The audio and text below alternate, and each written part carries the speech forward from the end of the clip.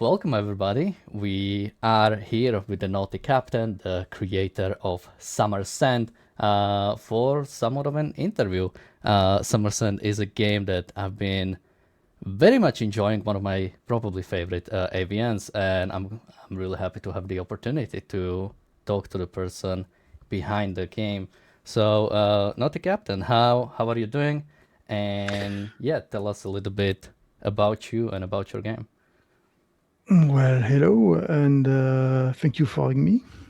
Um, I'm French, and as you know now, I am a developer in the avian sphere.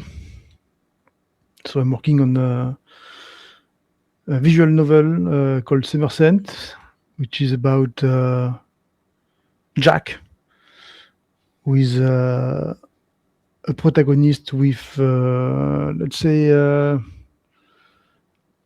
an ego that he has a problem dealing with, and a complicated history with some girls around him. Yeah, and we'll cover many of those things. So maybe before we go into specifically Somerset, what originally got you into AVN development? How did you decide to make one? Um, well, I start by saying that I've been playing AVN for a long time before that. Actually, I played Japanese ROGs back in the 90s. Oh, wow. So I've been used to the genre for a long time ago. And well, a few years ago, I had to quit my job for because basically I couldn't stand people anymore. You had to leave your job? Yeah, basically I had to stop my job. And well, I was taking a break, and I thought, why not try to create something? And yeah, Navian was as good as anything else, so that's where I started. Um, so interesting. So is that basically all you do right now? You just focus on Somerset? At the moment, yes, but Okay. since I started working on the game, there was period when I was working on the side to pay the bills. I had to say. Some other time when I was working full time, and I've been doing that alternatively since the start. Right now, I am 100% on the game for about a year, I think. Although I had some health issue last year that slowed me down quite a bit, but right now I'm back on it full time. Um, so with that, I would go to why specifically adult visual novel. Let's say instead of sort of standard visual novel. Maybe I don't know what kind of people will watch this. If we might have some people who don't even know what adult visual novels are. So how would you distinguish between visual novels and adult visual novels, and why did you go with the Well, adult I one? guess the definition of the adult part is clearly on the sexual side. Uh,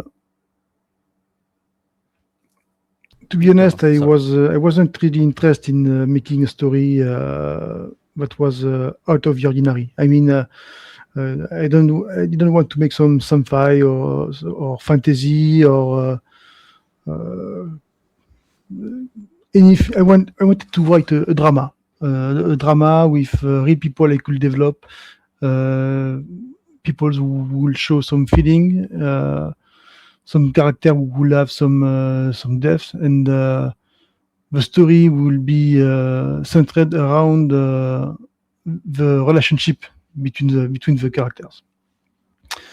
And basically, it was about life. So life for me, it's also about love, and love Mhm. without sex doesn't have really meaning for me. So. Uh, I just wanted to show everything, and I was interested for a long time in writing smut and that kind of thing. So it was a perfect occasion to put it into practice.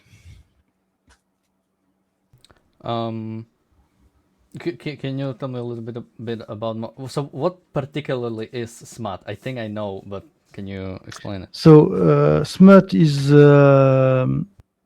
it's eroticism actually. It's writing sex scene, for example. Well, it's writing sex. I mean, um, and trying to describe precisely what's going on. Uh, I don't see any other way to describe it. It's basically writing porn. Uh, sh- I think I know what you're trying to say, and that was actually one of the questions I was going to go into later. Uh, so I'll keep that in mind because I still wanna be a little bit more about. Uh, yeah. So sort of what was the? So you said the main drive was sort of to write drama, characters with development. That seems was that basically always the goal, like from the start? Did you have any sort of inspiration or um yeah. Not really. When I started working on the game, I really had at a certain point the characters themselves. What I write is character driven. It's I gave a character a background and a basic relationship, a starting point, if you will, and I let them evolve into something. I'm trying to grow the story in a natural way. So I'm talking about the part uh, that concern Jax, Eve, Cassandra, Cassie, and Kelly, their relationship. Because what happens with the other characters, it's something I brought to the story to in hope to get it more interesting with an antagonist, if you will. Mhm. um so yeah, and with that we can go into characters. Specifically, one thing that I think stands out to many people who play different avians is the fact that we are only dealing with three specific Hmm. love interests, right? We are only dealing with Cassie, Eve, and Kelly. You have many different avians that deal with many of them. You have some that even allow for harem. I would define harem game as a game where you can basically approach any girl and it doesn't have any influence on the relationship with other girls. This is not your game, obviously. And sort of these are two questions because yeah, when once you, let's say, you go for a particular girl, it will limit your interactions with other girl. In some ways it will completely destroy a relationship with other girls. So sort of multi-part question of why did you decide with specifically, was it always three, by the way? Because Kelly, for example, comes in a little bit later. And just for context, I'm somebody who started playing this game like a year ago, so obviously there's been a long term process even before that. So I'm interested to know, um, yeah, was it always these three? How do you think about characters and love interests? Yes, it was always about very very small cast of characters, and the three girls were there. I planned them from the start, but I have to say that including Kelly so late in the game was a mistake. I should have found a way to bring her in sooner. But yeah, I never imagined bringing more girls. Three is enough for me. It's I played some RM games and some game with much more a much larger cast, and I always feel that I was felt that the character lacked some depth, and the best way to bring more depth to characters is to reduce the cast and spend more time on each character separately.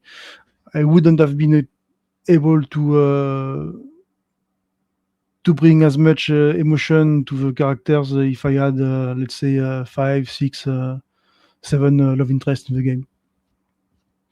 So for me, it was obvious that a small cast was more interesting, and I don't think I don't. If I make another game after that, I don't see myself ever going for a larger cast. Three love interest and the protagonist is a good spot, I think.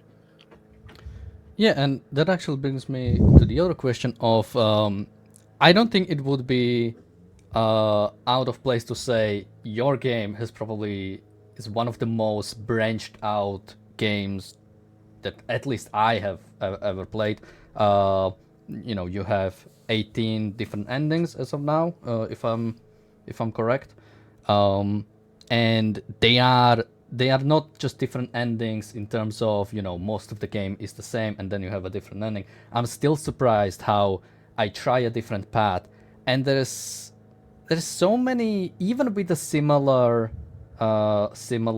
somewhat similar paths. Let's say I recently replayed a lot of the game, so let's say if we take the dual love, when you try to be together with both Eve and Cassie, and you try to do weird triangle, which is very similar on the face of it, because at the end it is also kind of a love path, but it starts with Cassie, with Jack and Cassie being in a dominating relationship from the Cassie side. And I was really surprised that both of them had a sex scene where it's a threesome, but they are at a completely different places and also happen in a much different way. So how do you is that also the reason why you wanted to have many differing paths? Because with three characters, to fully explore their personality, uh, for example, if you just let's say we take Eve for example, if you are on the love path, just you don't really discover her full character. At least I've realized it's you kind of have to do the other ones to fully understand her. Yeah. The number of paths, it came pretty much naturally, actually. As I said, I gave background to every character and some different motivations. And I let the story evolve from that point. And when I started, I drew a story map with important moment of the game, important decision that the character will have to do, we have to make, and how the characters will react to that, and what will happen in as consequences. And yeah, at first I had a myriad of paths possible. Like I think the first iteration of the story tree was like 50 paths or something like that. So I trimmed it down because it was. Oh, you said 50. Yes. Oh, okay. So I trimmed it down a bit and reached a satisfying number at the time. I thought it was satisfying, 18 paths. But nowadays, I have to say, now that I know really the work it represents to make so many paths, I would have gone for a much lower count. It's my first game, and I'm still learning. I'd say, and that was a mistake that I will never make again. Well, but now I can't go back. It's the path for here to stay, and So I have to deal with them. When it comes to the endings, I want to be I want each ending to bring something different to the player.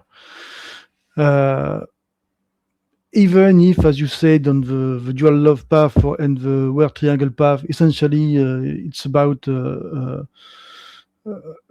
threesome or a throuple, as we say. The mood in the path and the endings will be radically different because the characters didn't arrive to that moment in the same way, because they do not have the same motivation actually in every path, and that changes everything. On the same idea, there are some paths that will end on a bittersweet note, I'd say, but already ends on a bittersweet note. And I don't think that an ending needs to be happy, to be a happy one, to be an interesting one. If we take, for example, the Psychotic Night path, That's the one I replayed yesterday, by the way. well, I never planned to make a happy ending for Jack on that path, but it's not completely bleak, I'd say. There are even possibility to have some light at the end of the tunnel. But I think it could be. I was trying to bring some value to a path that not many will play, and help the player see that in this game there is not only sex, but there is something more. Maybe it's a bit pretentious, I don't know, but well, that's Well, what I want to try. I do want to go into that. Meaning, I think we'll do a little bit of spoilers because to truly explore this, I think we have to explain at least a little bit to the audience. And so we will.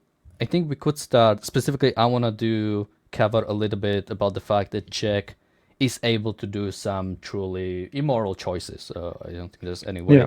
any other way to call it. So we should say that the main plot. I'll try to quickly summarize the plot, and then maybe you can correct me.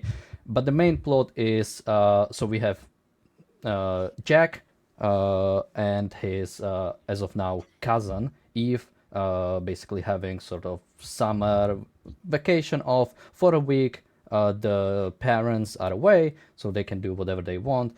Cassie is the friend of Eve that comes in, and then you can maybe try to start a relationship. But the big plot is that I think on the night of the first day, they go clubbing. Eve and Cassie go clubbing, and when they come home, Eve looks completely like drunk. But then the day after, you realize she was most likely drugged while she was at a club, and the two twins that supposedly drugged them, that is the main story, sort of becomes that they are trying to approach them, and the mystery is why are they trying to do so.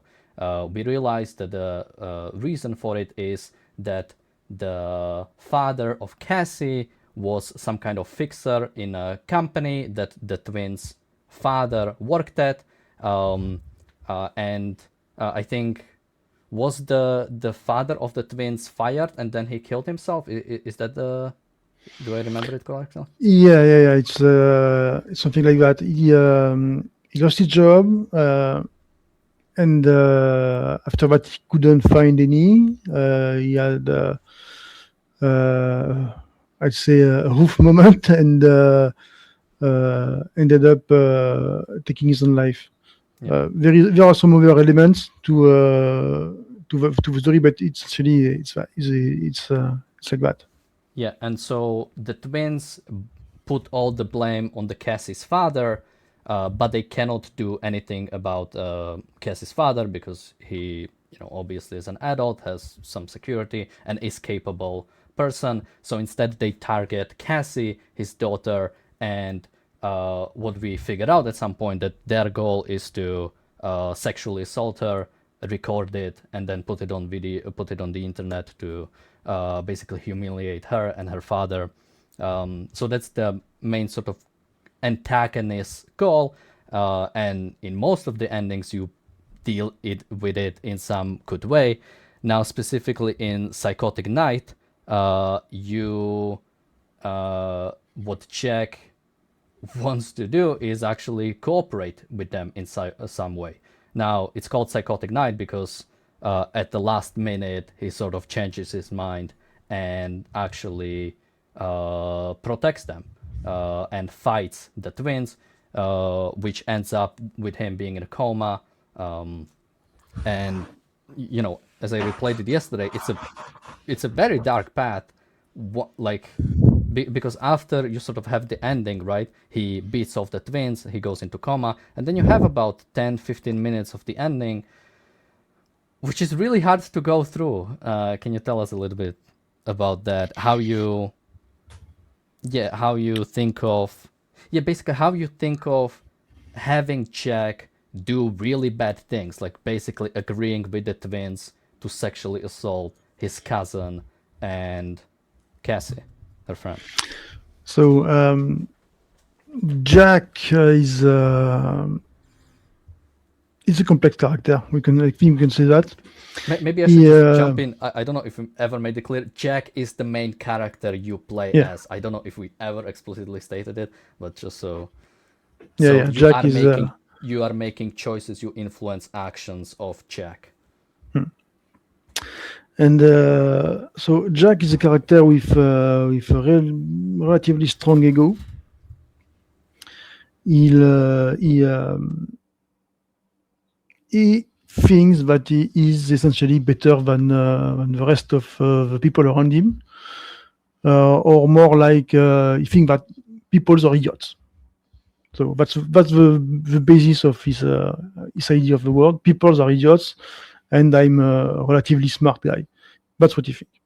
On top of that, he has a difficult history with Eve, with his cousin, so in the current version of the game.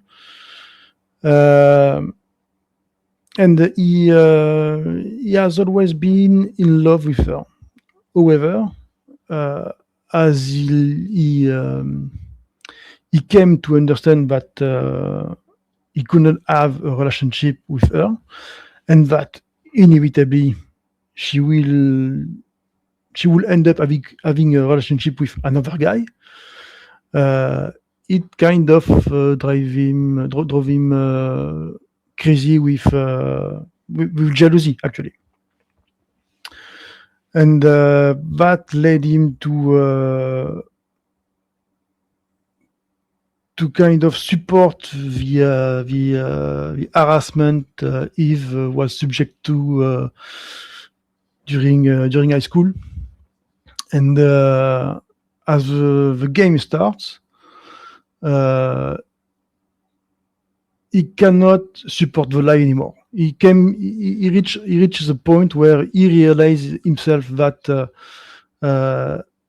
he has lied to himself. Eve isn't the slut, the bitch, whatever we want to call it. Everyone thinks she is, and that he has his share of responsibility in the situation. However, he never has stopped loving her. It's the concept of the fated lovers, if you want. It's not. There is no reason behind it. It's they are fated to be with each other. That's his point of view. On some path, he will manage to get away from that. On some others, he just can't. On the Psychotic Night, that's one of the paths where he cannot get close to her, but he cannot get away from her ever. And he has a very bad grasp on the situation, I'd say.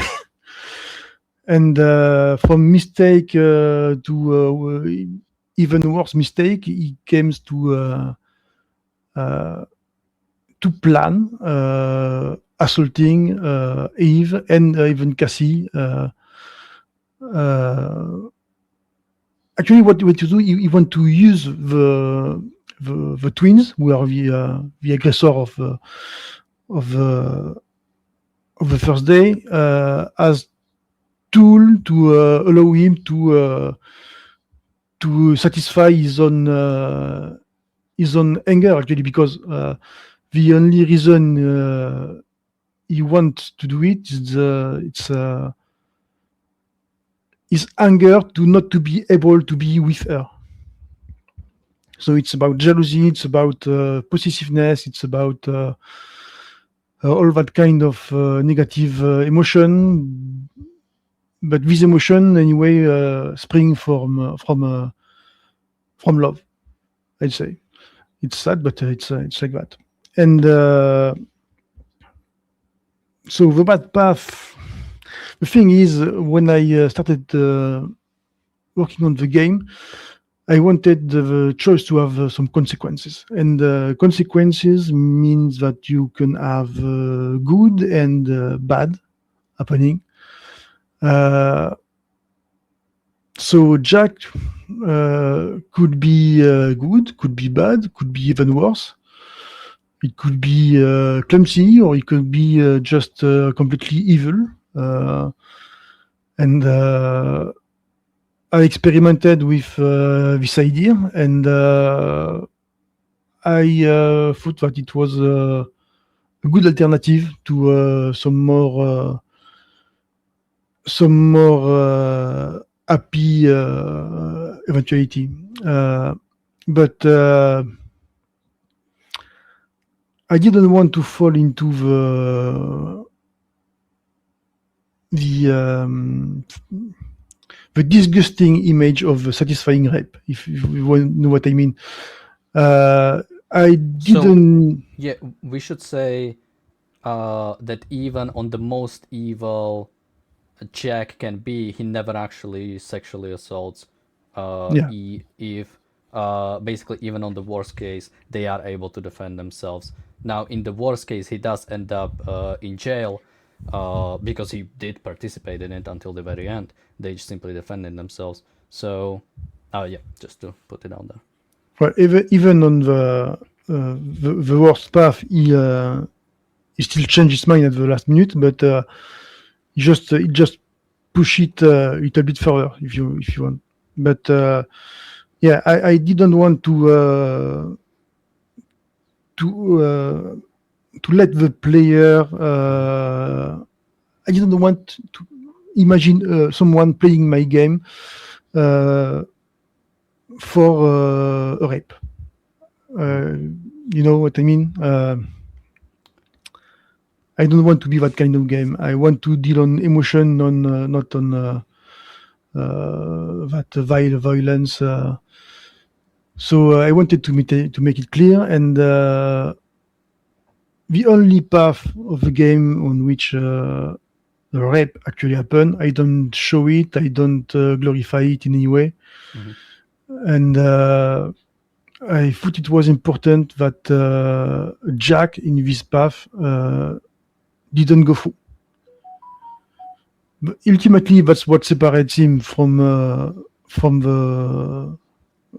characters we call the Psycho Twins, who are the antagonists who are after Cassie. And yeah, voilà, it's it was important. Yeah, I think so because I don't know how much. I think we will cover this a bit more when we go to the specific or the way you are sort of designing the sex scenes. But I do want to stay a little bit longer here because you did mention consequences. So how do you think about consequences in adult visual novel? Is it a punishment? Is it basically how do you think of it? What do you like when a player makes decisions? Do you think when you are designing this decision, for example, do you think this is a good decision and this is a bad decision, or how do you and how do you think of consequences? What exactly is the purpose? No, I don't think. I mean, I don't mean to punish the player with the consequence of an action. If he doesn't like what's happening, he can always reload the previous save and go another way. Uh, I don't think that there is. I know that a lot of players thought that the bad ending, for example, on Visual Love Path, was some kind of punishment. It wasn't the case. It's just the natural development of a situation at that moment in the story. I didn't want to make it exceptionally horrifying to shock the player or to hurt them. I just came to the moment or when I was okay. So I have this character who are separating at that moment. She will be alone. There are these two antagonists who are chasing after her. What can happen here? If there is a moment where when they will act, it's now. So yeah, it was natural for them to attack. I'd say. So the bad endings happen not because I want to shock or hurt the player, but because at that moment that's the only thing that can happen. And when there are some other choices where with like let's talk about Cassie paths. The paths where she has clear dominant tendencies. There again, a lot of people thought that I was trying to punish the player. Absolutely not. If you don't like it, you can always go back and just don't massage her feet, and you're totally clear from her desire. And no, I just wanted to offer an alternative. And again, I don't think that the story necessarily has to be happy to be interesting. So I'm totally open to negative development. I'd say it's more a matter of how you tell things than what you tell. Really, that make a good story to me. So there's a lot of interesting things here. I really like, or the way I like to think of consequences is sort of giving player what they want rather than or what they seem to be going for, right? Uh, what you said about what's interesting about the Cassie Dom scene, or pretty much any path, right? With the Psychotic Knight specifically, I think you have what, like maybe 6 different occasions when you can like stop being an asshole, right? And it like puts you off the path. I think even when it comes to specifically the difference between Hateful Asshole and Psychotic Knight, I think it's one decision or a couple times where you can change it. Yeah. But basically, it's very easy to step off that. With the Cassie Dom path as well, I think pretty much anytime you engage, maybe there are a few exceptions, but many times when you engage in the Dom path, you can actually just step away from it. It's not something you have to go for. And so that goes a little bit to, you earlier said people can reload the save. So how do you have like image in mind how a player is supposed to play? You know, my first game, and I'm still very sad about it. My first ending was the bad ending And it was because of one decision, which made me very pissed off. In the clothing store, I didn't go talk to Cassie. I went to Yeah. talk to Eve. I was very disappointed that one decision puts it off. But I think it does make sense in the grand scheme. Basically, the main thing is for people to know the dual love path is very complicated, right? You're trying to have a relationship with two girls at the same time. Now, there is a way to make it happen, which involves a lot of communication and, of course, a lot of planning. Um, but it's still something that even in reality would be hard, right? You're trying to pursue Yeah, two I guess so. girls at the same time. But yeah, how do you think of is, let's say, a standard player? Is he supposed to play every path? Is he supposed to, play a couple that he likes? How is this, or is he? I think you mentioned before the game, right? Save often. So is exploration a part of it? You are supposed to play multiple times. Um, when I design the story, I choose to only show um, a part of the character's background and motivation, a different part of the character background and motivation in each path.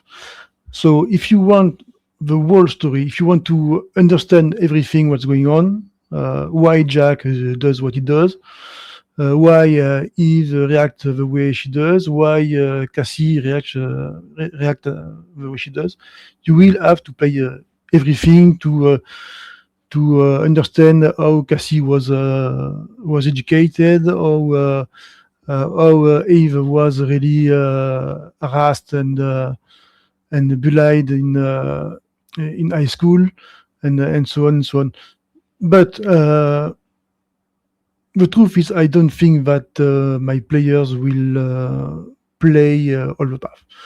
Most of them will certainly focus on a couple of paths, like the dual love path is I'm sure it's the most popular, and maybe a couple other like the sub path for Eve is also pretty popular, I think, and maybe the love path for Cassie. That's the main path that will be played.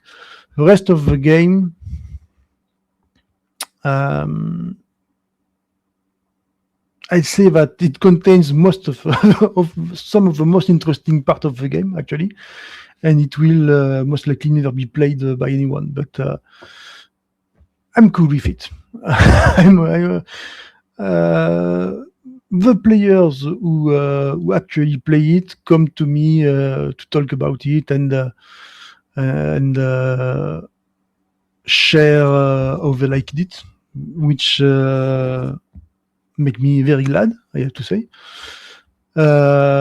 But yeah, I know that most of players will never see the psychotic night ending, or most of them won't play the moronic hero because they don't want to be. They don't want Jack to be stupid. They don't want to be a moron. Uh, it's a bit sad, but I'm okay with that. I think every player is different. I'm not making the game for anyone, but that is for sure. I'm making the game like I want it to be. If someone find at least one path interesting for himself, I'm happy with that. Yeah, and that is actually very interesting because I mentioned it. I'm starting to, so I still have a few paths. So when I originally played, I had a save file for all the 18 endings, or sort of as far as there are updates. And now I'm replaying all of them, and it's very interesting how if you go the love paths, let's say individual or even together, in many ways they are like straightforward and almost like a lovey-dovey with few hiccups relationships. But if you play, for example, the weird triangle, or I think it's Moroning, there is a scene, or sort of like it's a scene where I think Cassie is telling Jack actually about what happened in high school, and we have scenes from the high school, and I think this only happens in either Moronic Hero, Moronic Hero or Psychotic Knight, or those sort of things. And that is a very important scene, I think, to understand the full backstory. Or with the weird triangle, the fact that the fact that Cassie starts with the dominating relationship, which again is explained somewhere else, right? If you do just a Cassie love path, you don't actually know deep, Yeah. like her deep characters and even deep problems. Like in some ways, I almost feel that the love path is doomed to fail on some level, because of like she has this that she has to deal with. She has to deal with her view of romantic relationship, the fact that she views man as basically some kind of thing that have to be domesticated, right? I think that's a line that is actually Yeah. used uh, um, in the actual thing. Um, anything more you'd like to say on that? Because I'm interested in this. Yeah, yeah. It's the thing is, I always plan the game to be a bit like life, meaning that you and I, anyone on the day to the life, they are they witness some event that they don't understand because they are not in the head of the people in front of them. They don't hear the thoughts of the people in front of them. They don't know what they have gone through, and so on and so on. So if you play only one path, you will see the girls have from time to time some incoherent reaction, I'd say, or at least some reaction that do not conform to the wishes of the player. But this reaction actually made sense if you have played some other path and you have discovered some more elements of their background. And but that's yeah, I'm happy with that. Actually, it's that works as intended. Let's say I wanted. The thing is, I didn't want to make a game in which the player has what he wants. I mean, is not. I didn't want It's Jack not to say given just on a silver plate. yes, not given on the silver plate, but more than that, there is no easy answer to every question. Meaning that it's not that if Jack asks for something, he's not going to receive a yes or no answer because often truth, if there is a truth, is more complex than just a yes or a no. And truth is actually a very important character in the game, as there is no truth actually in Somerset. Everything that is said by Jack. I mean, the off voice is Jack narration, and it is not the truth. It's what Jack thinks is the truth. Uh, when he say that that girl reacts like that, she's sad, she looks sad, or something like that. He doesn't actually know what what or why she really is. He just thinks she's sad, and he just his analysis of life at the moment. But he is an unreliable narrator.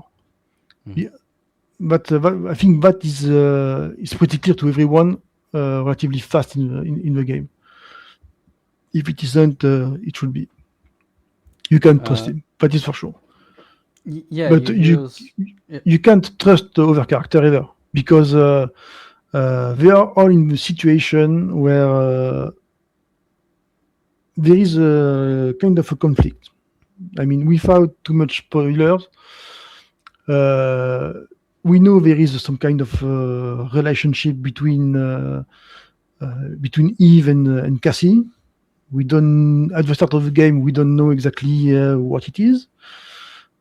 Jack has some idea on it, an idea that evolves on certain paths, or ideas that he completely disregards on some others. but there is something. There is an underlying relationship that can brings eventually some alternate motivations and reason for reaction that Jack isn't really ready to understand. Jack or the player, I'd say, which is as intended.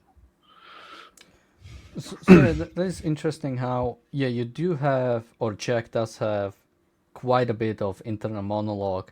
Hmm. I think, I like it as somebody who, I very much like sort of, mm, at least for me, for example, book Arthur Orson Scott Card does this a lot, where his characters have internal monologue.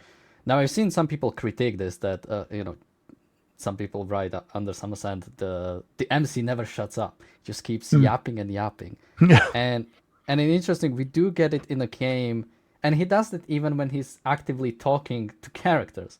Yeah. For example, in the Weird Triangle, he thinks Eve is going to break up with him, and at some point, and it's all in his mind. At some point, he says it, and she's like, "What are you talking about? I've never even had the thought of that."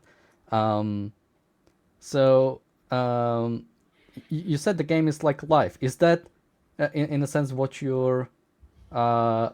you're doing? Many people overthink, especially in love, in relationship, right? It's one bad thing happens, so this guy must hate me now, and this is over.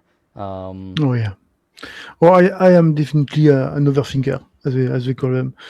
But I think that at that specific moment in life, meaning let's bring some context into that. Jack is 18-year-old. He's pretty much a virgin because he's scoring pretty high on the nerd scale. His friends are he doesn't have friends actually because he's pretty much an asshole.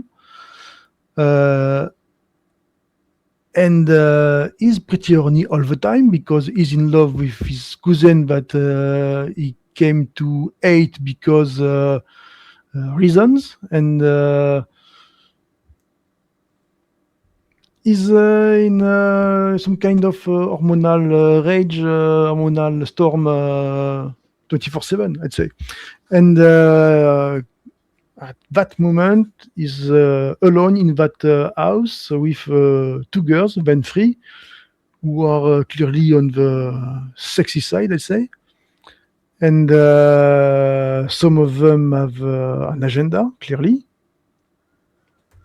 that involves him. So he's very confused. And on one side, he has some high hopes to finally lose his V card. And maybe more because deep down inside he's still romantic, I'd say, and he thrives for love more than anything, I think. On the other side, he has like the experience of reality. I mean, he spent 3 years in high school where all the girls he dared approached told him to fuck off. So really, he isn't confident. He's not the confident playboy lover. He's not the hyper alpha that most of the players would want him to be. Clearly, he's an underdog and an asshole, and he's everything that is happening is completely new to him. So yeah, he's very confused. He don't know what to think. He doesn't know what will happen. He doesn't understand what will happen. He doesn't understand the people with who he lives, the people he lives with. He doesn't understand the girls. He doesn't understand anything. Uh, Everything that comes to his mind is yeah, his own mind on a wheel, trying to figure out things and making conclusions that are often false, and trying to get the better of it. But yeah, it's not an easy time for him, even if it's the time of his life.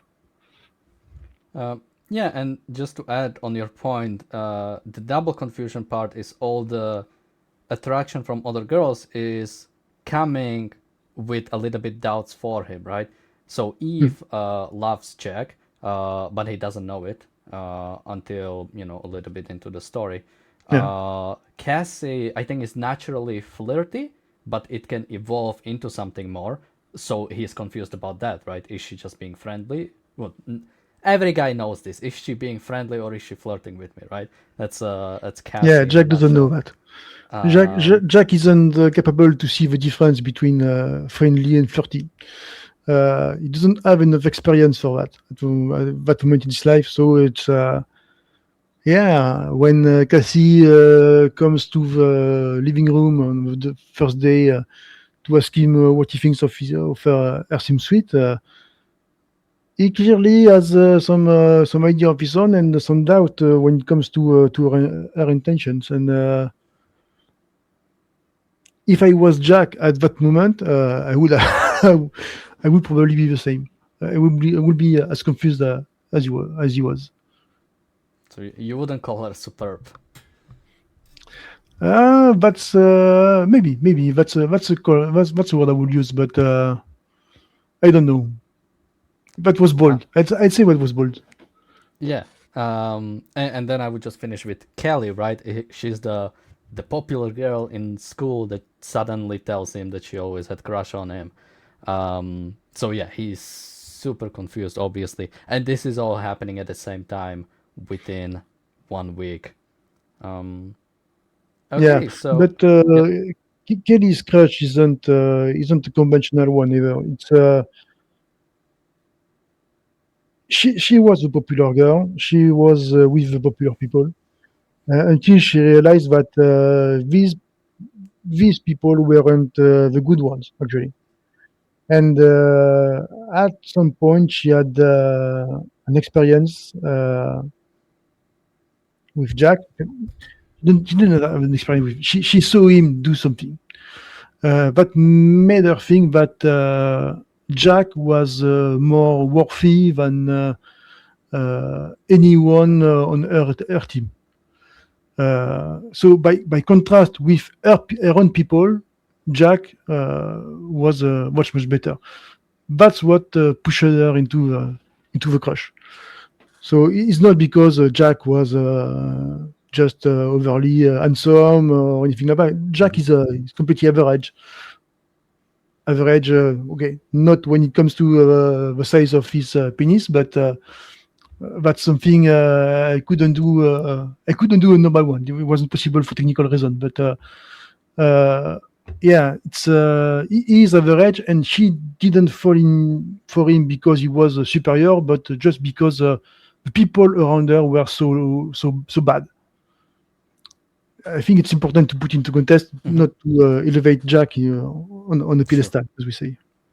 All right, so coming back into this, something we didn't mention is that you have a sort of what I usually call a karma system, basically some kind of point system that keeps track of, let's say, positive interactions with specific girls. Can you tell us a little bit more about?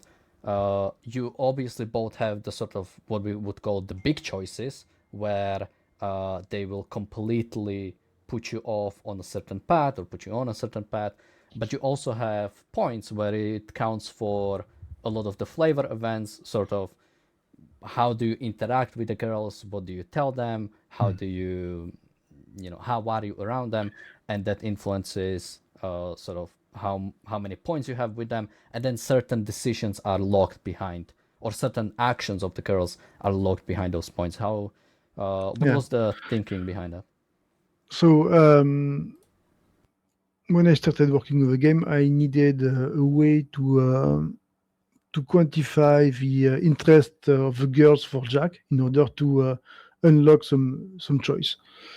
Um, so I came up with the affinity points. There are two affinity points for Eve: the love, affection, and submission points, and 2 for Cassie, affection and domination, and only 1 for Kelly.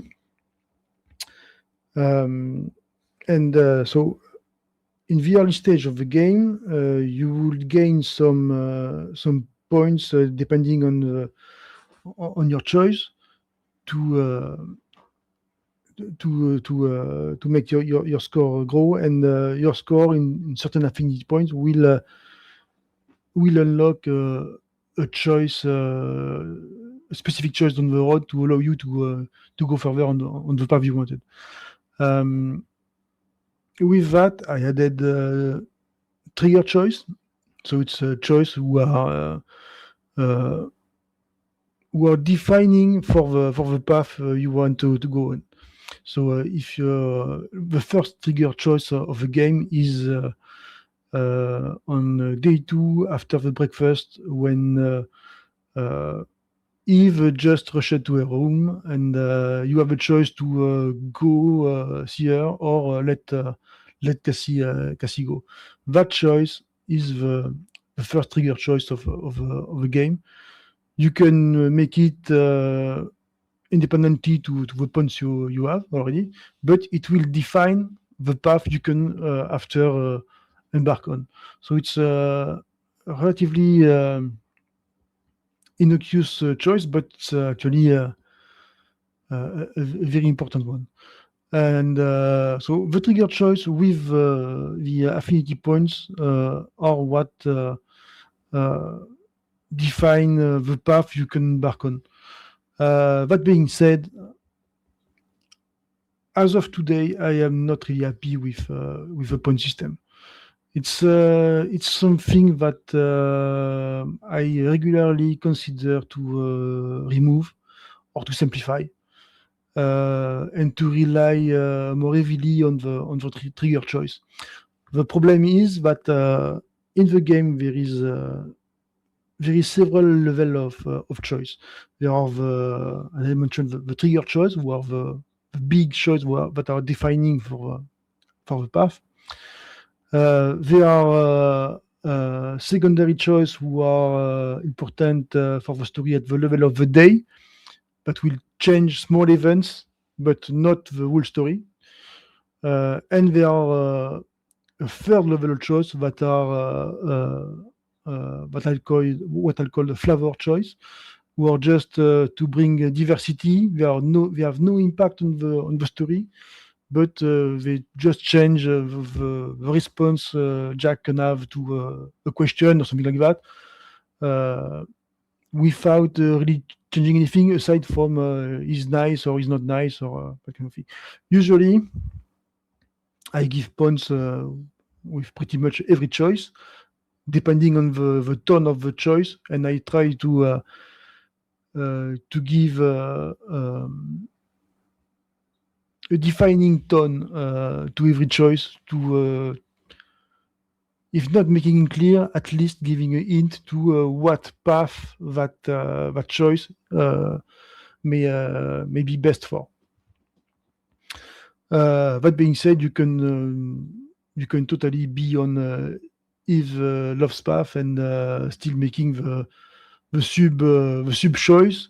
It's not optimum point wise, but you can still make it. But yeah, it's I have to, if I remove the affinity points, or if I simplify it, I have to find another way to deal with this flavor choice that have a tone that is kind of important to the story without changing it. So it's a bit of a complex situation, but I'm I'm thinking of changing that regularly. So I see. Um, yeah, that's interesting, and I also thought about it, and I wish I had a solution for you that I could offer, something like a because also with the well, I guess with the major choices, how do you think of them of specifically properly signifying to the player this matters, right? Do you send Cassie out to Eve, or do you go? How do you think about I'm still salty about the not talking to Cassie but Eve, and that Mm. put me off the dual love path. So basically, how do you think of properly signifying to player this Yeah. decision matters, and giving Well, them maybe a hint towards, if you want this, you should go this, and if you want this, you should go this. that's pretty simple. I don't want choice to be obvious because um, it's like chaos theory, like a small Sorry, it's like choice, what? like chaos theory. What is it? Small choice may have a big repercussion down the line, Hmm. if you know what I mean. Oh, okay, yeah, yeah. It's so that choice at breakfast where you let Cassie go see Eve, or you go see you go see Eve yourself.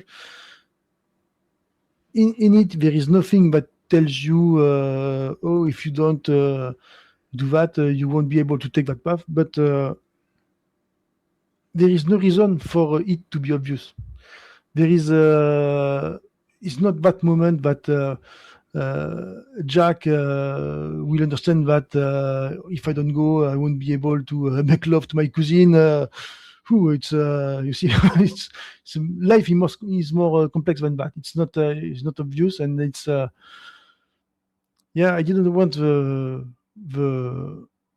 the choice to be that choice is definitely the love path choice. It's I didn't want it to be written to be written in on the choice itself. Um,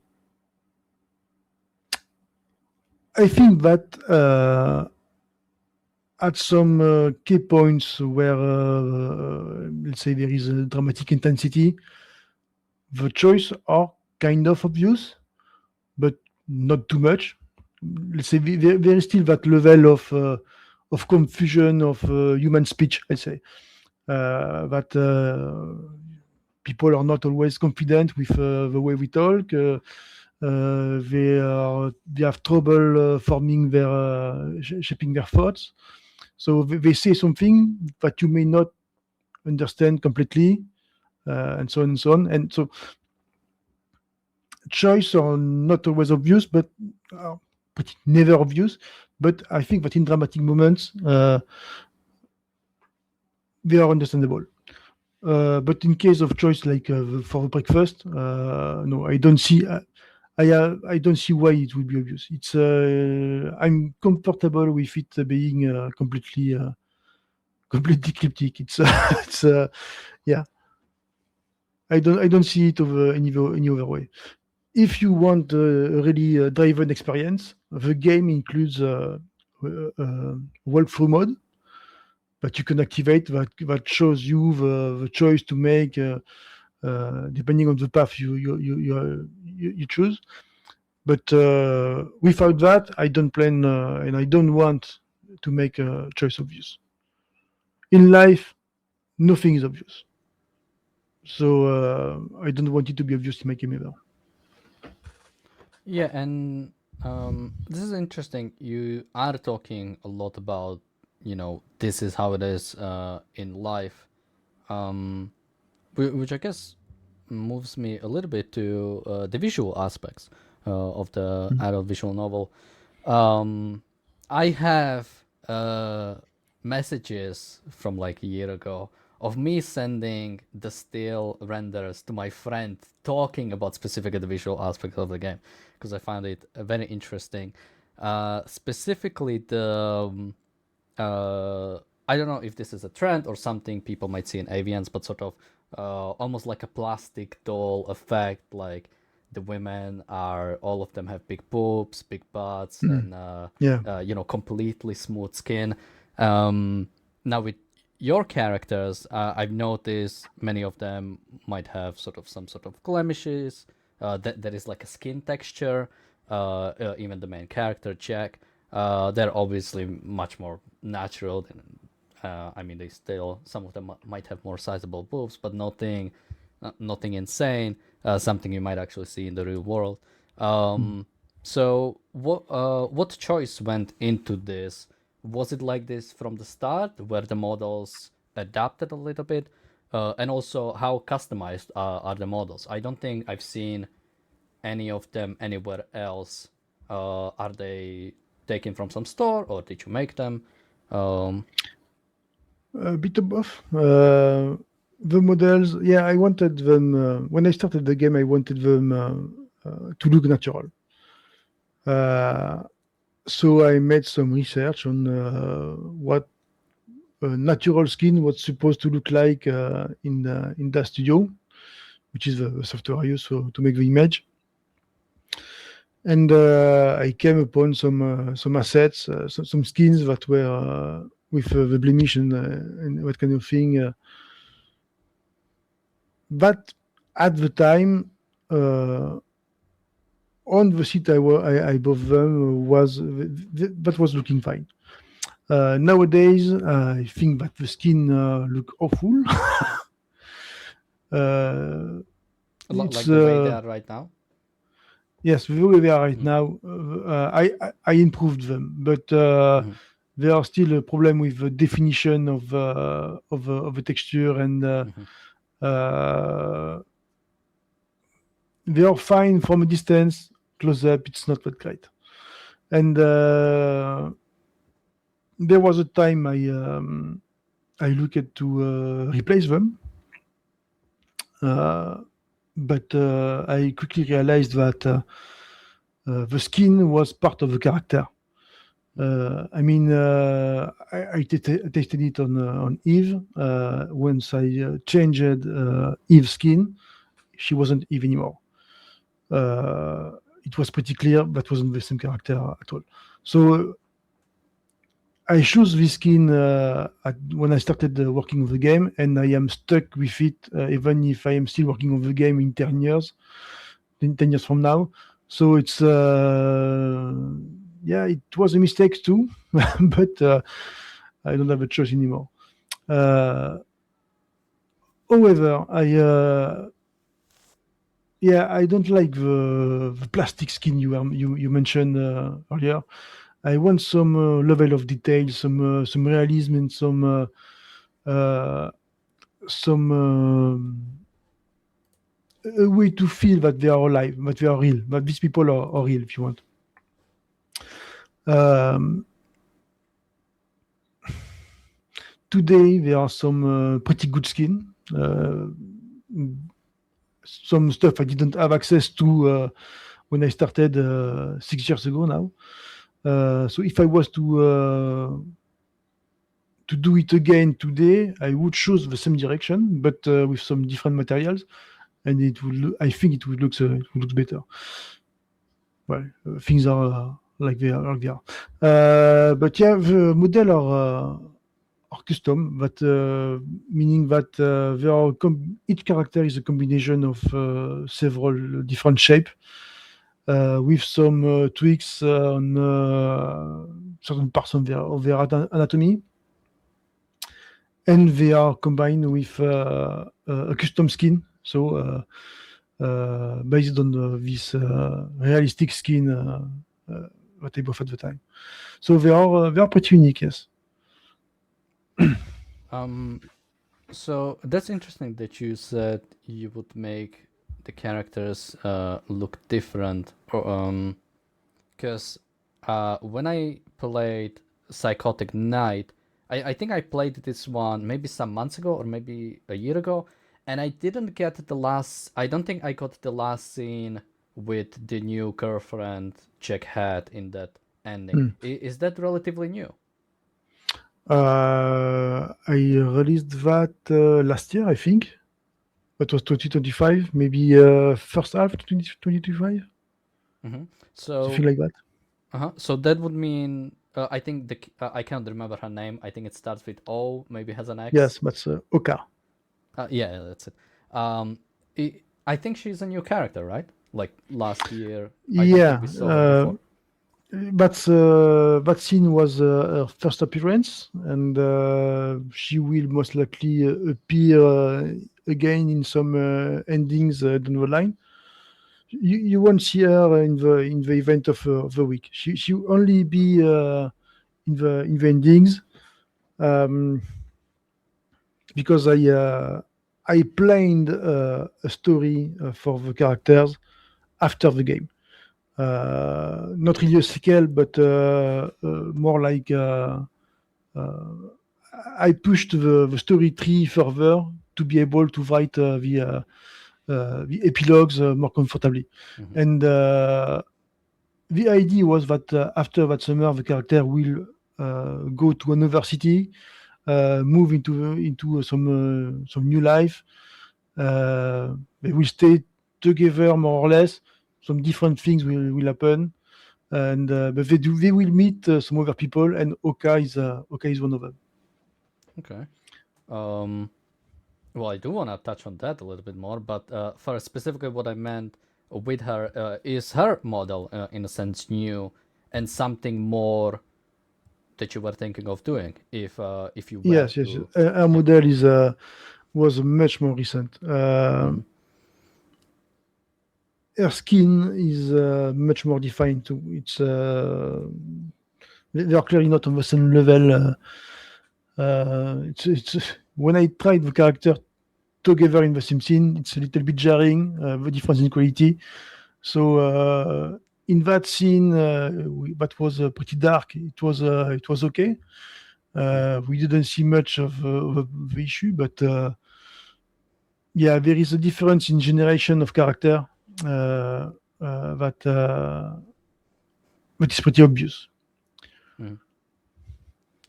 Um, so okay, let's skip forward and go to sort of plans after. So I really like epilogues. I think generally how I would define epilogue is, you know, you have sort of the main conflict of the game, which in this case would be the twins, and then afterwards, and you have it, for example, with Psychotic Night, right?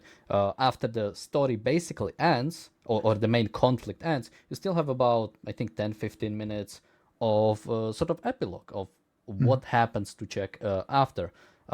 And I really like the games that do that. So, how are you thinking of that? Is it gonna be now the sort of a definition of epilogue? I would say is it basically becomes a kinetic novel.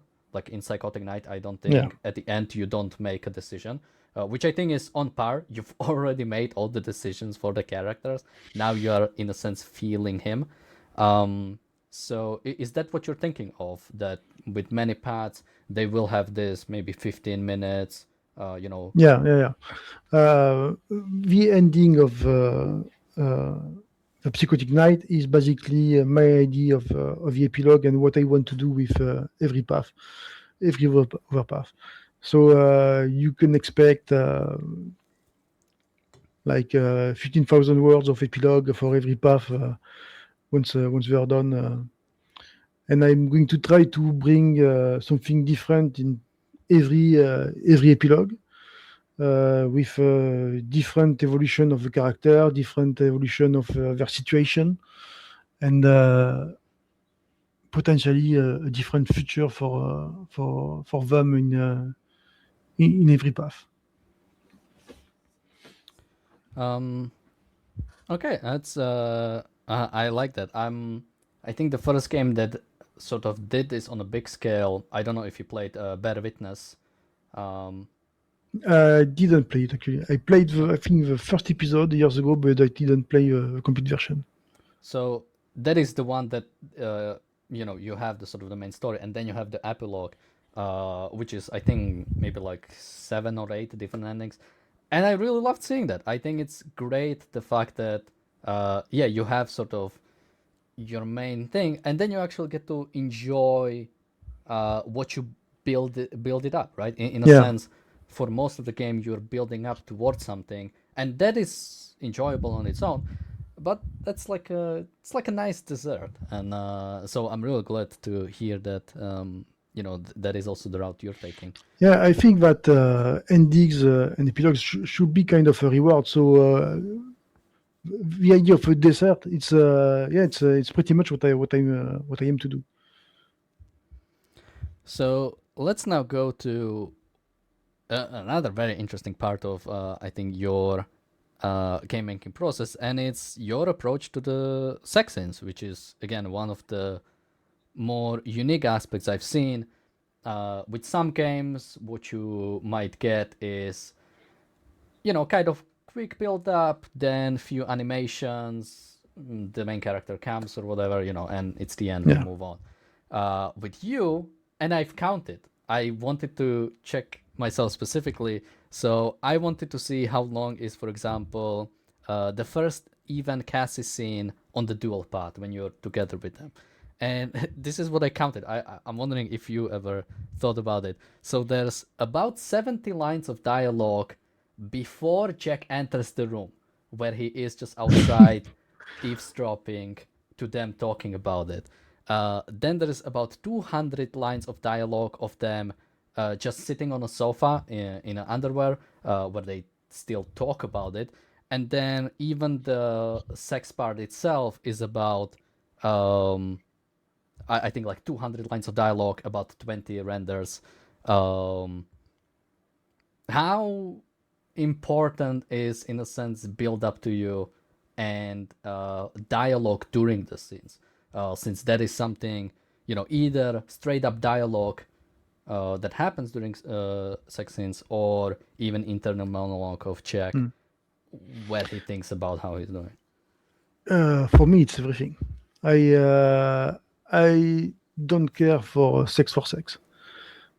Uh, what I care for is for emotion and situation. So for the sex scene to be interesting to me, the build up is necessary. There needs to be some kind of intensity to it, and I like to be descriptive of the body and the emotions, all that kind of thing. You probably notice that I'm what we call a writer first. Uh, that means that my priority is on the writing rather than on the visual aspect of the of the art, I'd say. So I put rather heavy emphasis on the description, and I then try to stick to it with visual I put together. But yeah, it's I'm not interested in the quick bang and that kind of thing. It's the game is about love. It's about people who love each other and who have trouble understanding each other's feelings and that kind of thing. And so discussion is important. Foreplay is important. Mood is important. Everything is important, and I try to take every aspect of that kind of moment and bring them together and do something with it. And yeah, that's the part where we were talking about the smut fighting. Uh, I like that. I have to be clear about that. But for me, that's the moment where the magic happened. But the story, and the action come to life when I write it, not when I do the image. No, it's when I write. So I try to write in a very visual style with precise description, and so far I think it works. The thing is, if I'm being honest, there's another reason to that, is that I am absolutely horrible when it comes to animation, and I'm trying to do some at the moment, but with the the 2 or 3 latest updates, but there are a new addition to the game, and I don't have the skill for it, and I don't have computing power to properly do it ever. So it's difficult for me. But I'm still trying. But yeah, I have to compensate somewhere else. So if I cannot animate. I'm trying to give to the player at least a decent description of what happens uh, with the text. Another thing is that I write a lot. My scenes are pretty long, and I cannot afford to make like some other developer one render for every line of dialogue, or I will have to do like 3,000 render every update. So I'm trying to make my description accurate, descriptive, suggestive. Ideally, I would like the player to feel the scene even without the images.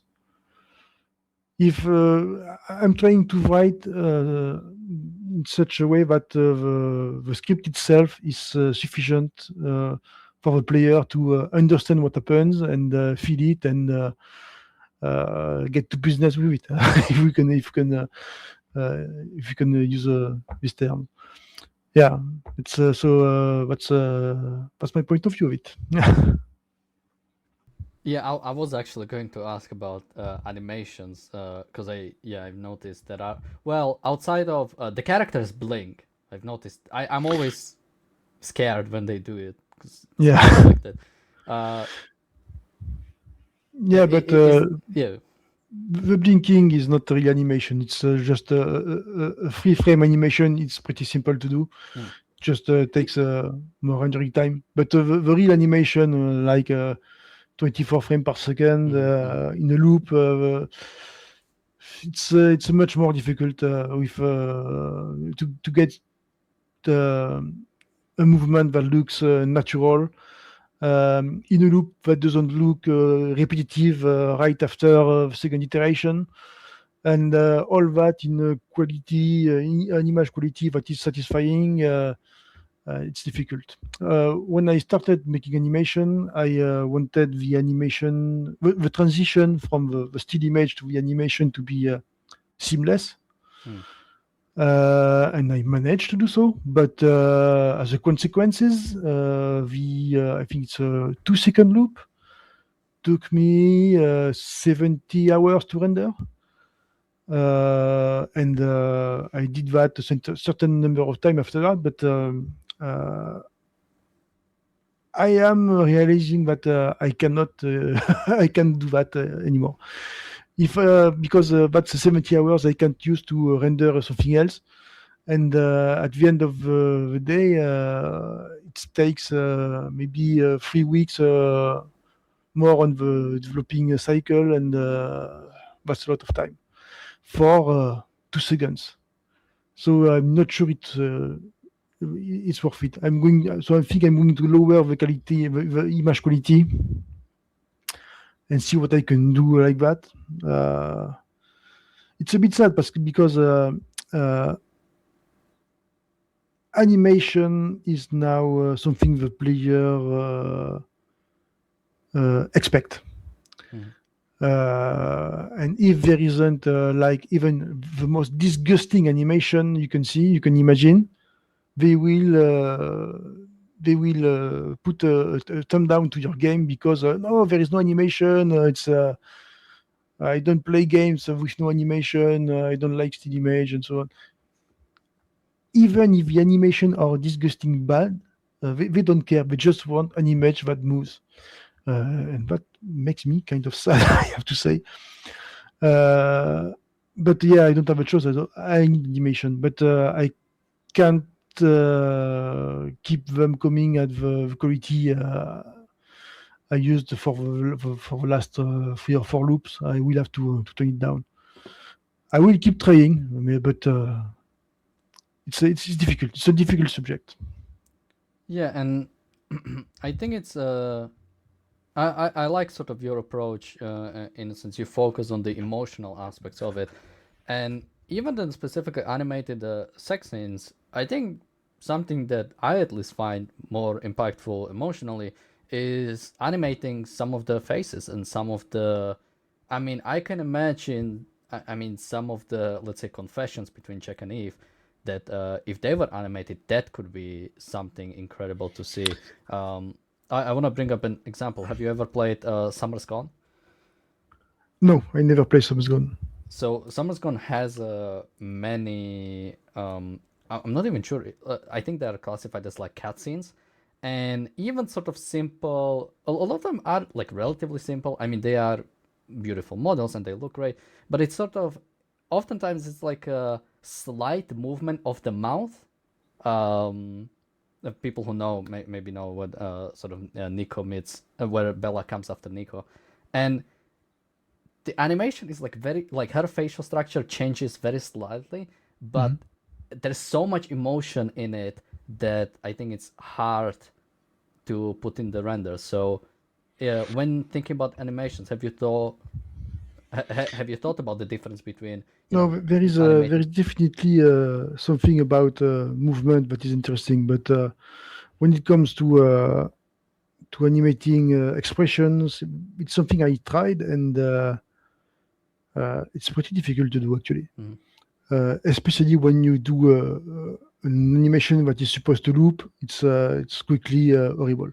But for one shot, meaning something that is going to happen and then not repeat, that could be interesting. However, uh, I'm kind of afraid to make something that the player won't see. Mhm. Uh, but that's why when you take the blinking animation, I don't use them when I have just a single line of dialogue to display. I use them only if I know that I will have like 100 words to display after the that pseudo animation, because I want to make sure that the animation will have enough time to display in its entirety and eventually to loop at least once. So uh, if I'm making a one-shot animation, just a few frames that do not repeat, I am kind of afraid that it's useless in the meaning that the player may not even notice it. But I might have to play Summer's Gone because it has been recommended to me numerous times already. I have to confess it. And see what you're talking about. But that might be Mhm. interesting. I look into it. It's Yeah, I think that specific scene might actually be unavoidable if I'm thinking about it correctly. Like you will get it no matter what. And it's a cutscene. It's not a loop. It's hmm, a video. Basically, a video starts playing. It doesn't hmm. allow you to accidentally skip it. You can skip Okay. it after like a few seconds, but yeah, I think I think Ocean is the developer. He very much wanted you to see that, Yeah, uh, I understand. and, and I think for a good reason. Yeah, if he Um, puts work into it, I understand you want you to see it. um, okay, so there is. Um, let's stick here for a little bit longer. Specifically, um, a big question I sort of had is how does no character ever like throw up at any point? Because the amount of emotions that go through me when I'm just witnessing some of the scenes, meaning some of the anxiety, some of the uncertainty, some of the now the characters do faint. I think probably more often that is healthy, because of the overwhelming of emotion many times. Um, are you trying to, in a sense, like really force in a player that like strong emotions?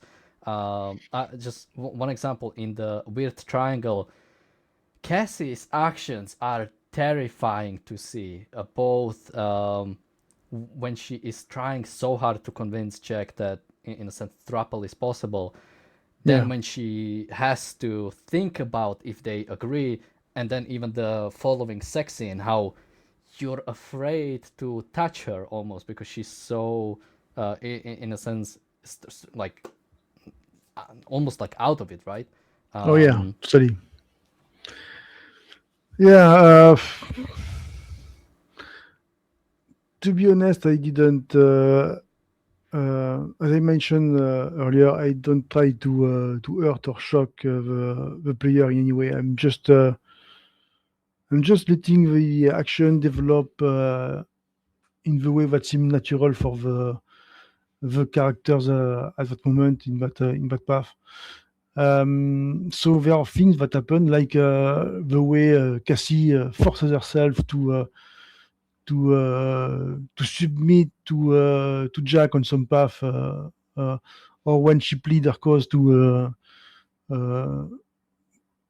to convince him that he can love her, that she can love him, that they can be happy, that there is a way where the three of them can do something, and so on and so on. It feels artificial because it is. I mean, Cassie is uh, clearly forcing herself to go out of her way to because that's her last hope to be loved. What she think. You might understand more if you play some other path, by the way. But yeah, that's just a logical development once you have established that uh, there are certain things that Cassie is obsessive about, just as there are some other things that Eve is obsessive about. Uh, and when you put one together, it just equal that too, that precise too, I'd say. okay. Now this is going a little bit more outside of the game, but I think it might still be interesting for people to hear. Um, when making the game, how much do you think of? I'm wondering what they will think of this decision, the player specifically.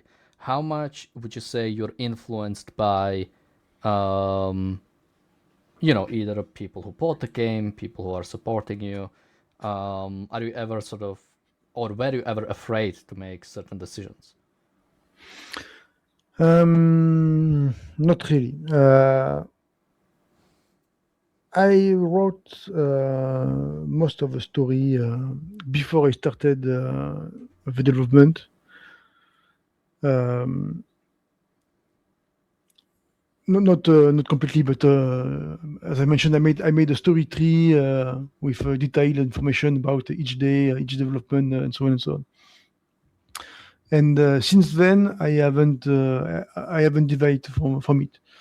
Uh, I am glad to hear the feedback of the players, to hear their ideas, to talk about it, to even consider stuff. But I'm not going to change my story.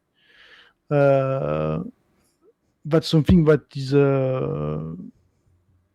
written. That it is set. I'm not going to change anything, and I'm not really afraid to shock or lose people or anything like that.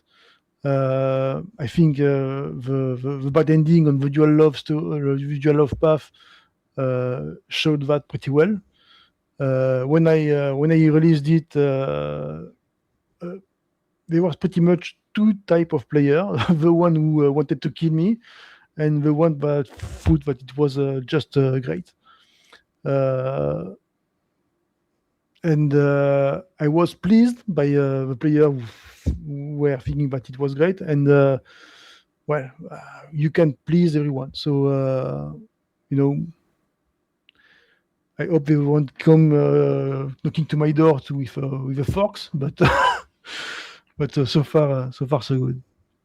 No, I'm not afraid to bring something that might shock or look out of the expectation of the player, I'd say. Mhm. I'm not aiming for it, but I'm not afraid to do it.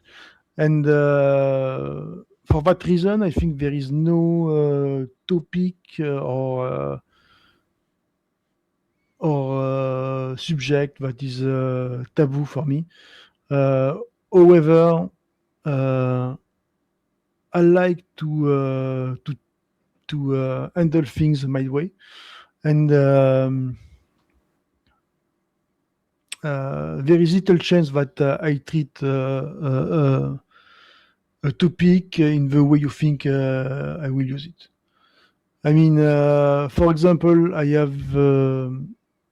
I often have some people coming to me asking, "Will there be any NTR in the game?"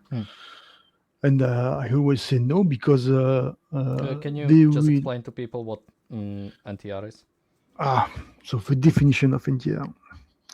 The thing is, most people today consider an NTR like for them it's just the girl shit on the guy, or the girl even look at another guy, at the protagonist, and it's done.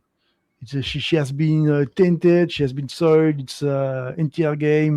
You can go die. But it's not what NTR is actually. The real definition of NTR, because NTR is a concept that comes from Japanese games, and the real definition of NTR is much more complex than that. You need a protagonist and a girl who have maybe not a relationship, but at least a hint of a relationship. And the girl needs to be stolen by someone else. So it can be a rape, but it's not a necessity. It can be just a consensual relationship. And at some point in the sexual act, the girl is supposed to have like a turning of heart. Suddenly, she accepts her new master, and she doesn't give a shit about the protagonist, and she chooses to stay with the new guy. She is effectively stolen from the protagonist. That is NTR.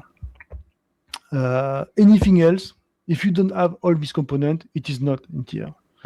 And as I was saying, there is a lot of people who came to me asking, will there be NTR in Somerset? And I said no, because for one, I don't plan to have a girl go with another guy in the game. I have no interest in it. And even if I was including some that kind of thing, I would subvert it in a way that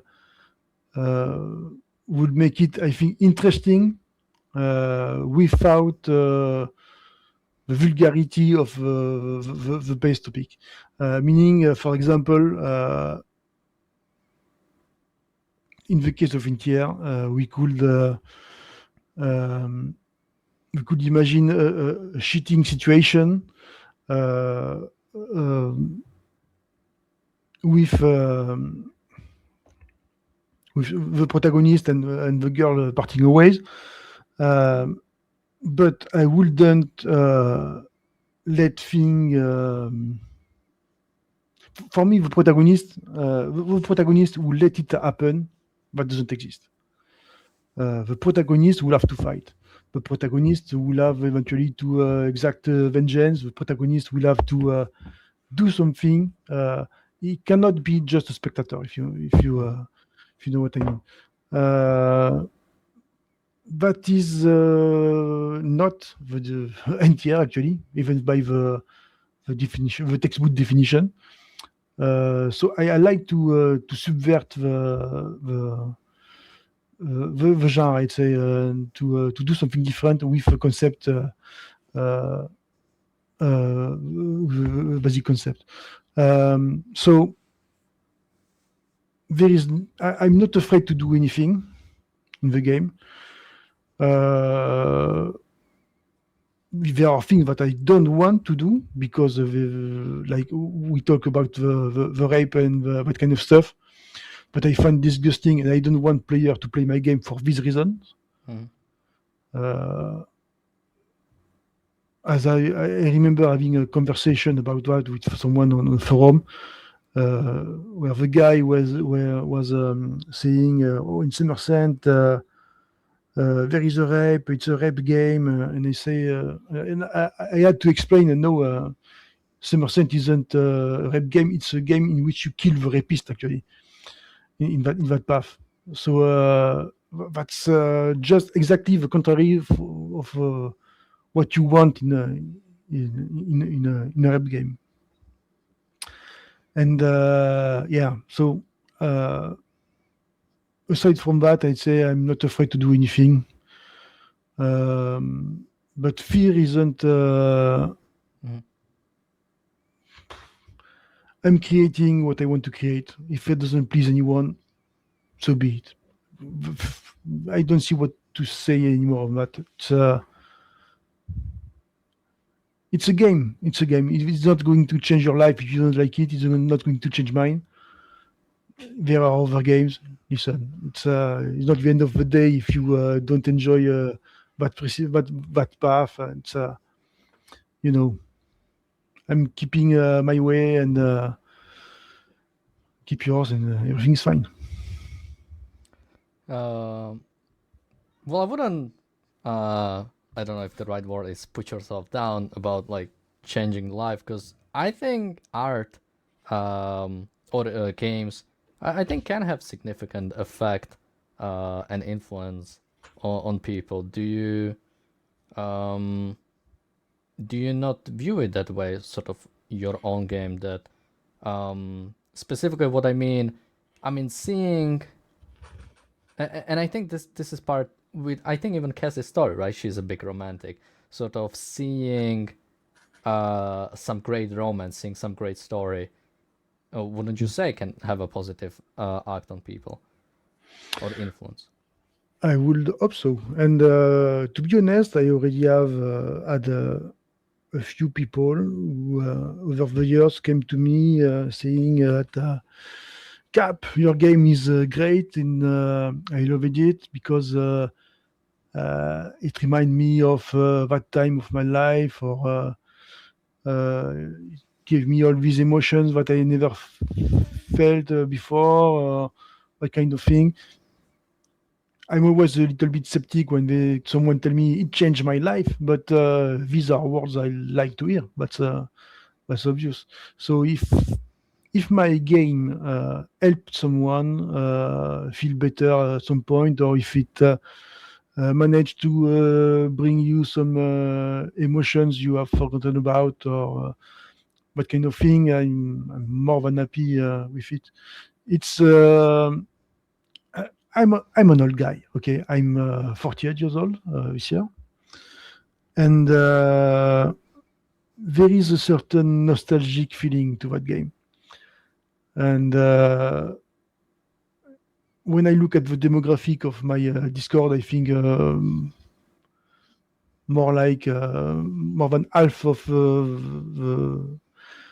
the people there who participate in the chat is 30 plus. So it's I think it says something about what I write. Yeah, I think it's also a game about that nostalgic feeling when you were 18-year-old with that girl you liked, and you didn't know what to do and how to handle things, and if I can bring you just a little bit of that youth and that confusion and that happiness, that in that stress that was in that moment, yeah, that's good for me. That's good enough. Yeah, that's really interesting to hear. Um, okay, so well now we're going sort of completely outside of the game, but I think still something I'm wondering about your specific thoughts. So in the last few, it's not years yet, but I think it might be a year or so at this point. Um, what started happening with the payment processors? So Hmm. just a little bit of context for people. um, there were some organizations that started complaining about, and I think you mentioned it, some games being rape games, and or maybe even incest games, that sort of thing, and started pushing payment processors like Visa and Mastercard towards not allowing payments for sites that allow it. The most prominent ones being itch.io and Steam, of course. Now, itch.io, I think, has banned all AVNs at some point. I don't know if it's still in place or what is exactly going on there.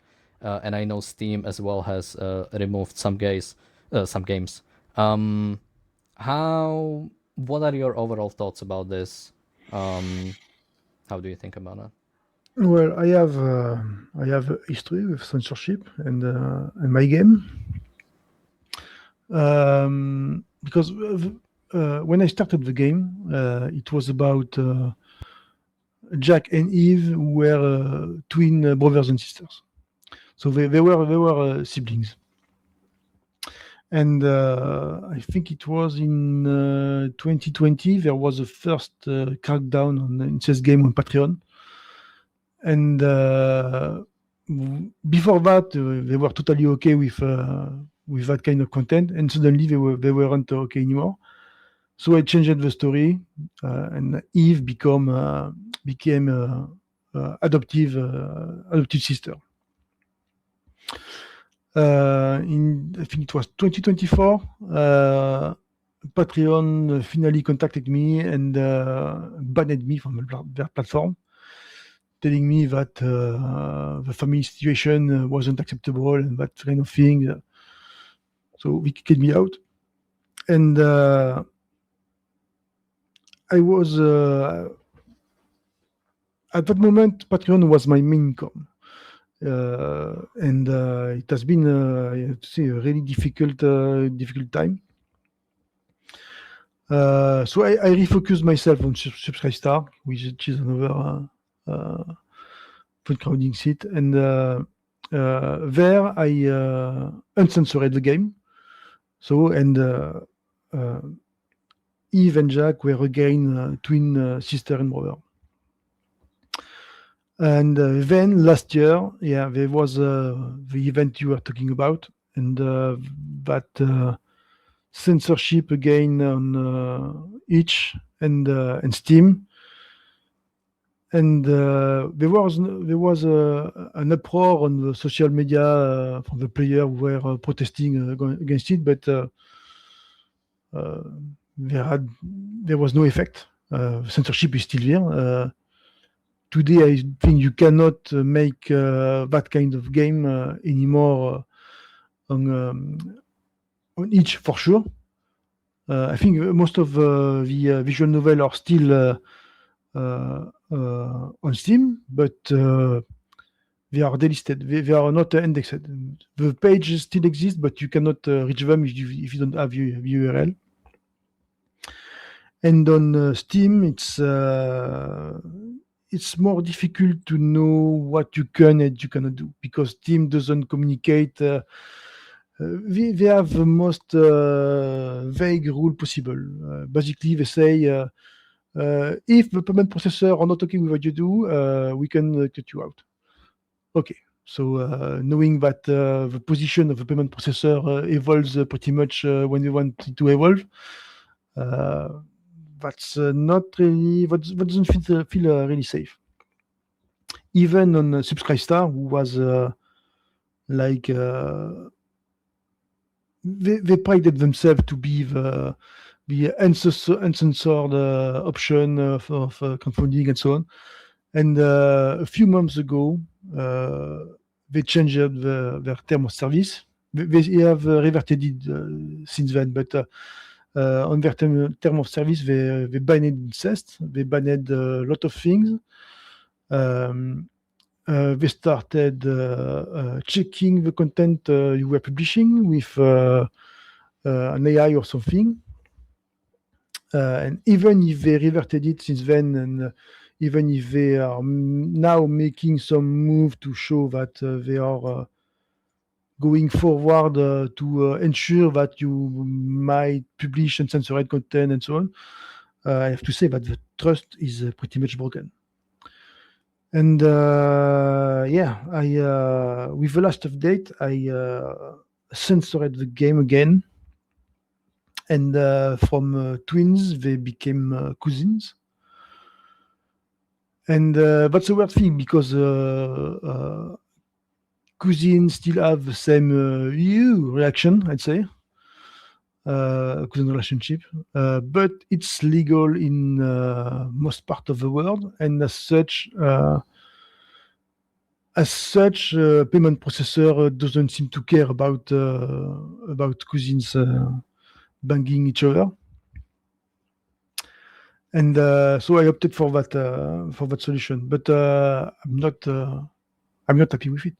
I mean, that's not the story I wanted to tell when I started the game.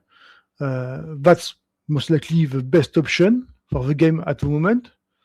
I don't know if it will change in the future or not, but for now, I don't really have a choice. It's that or die.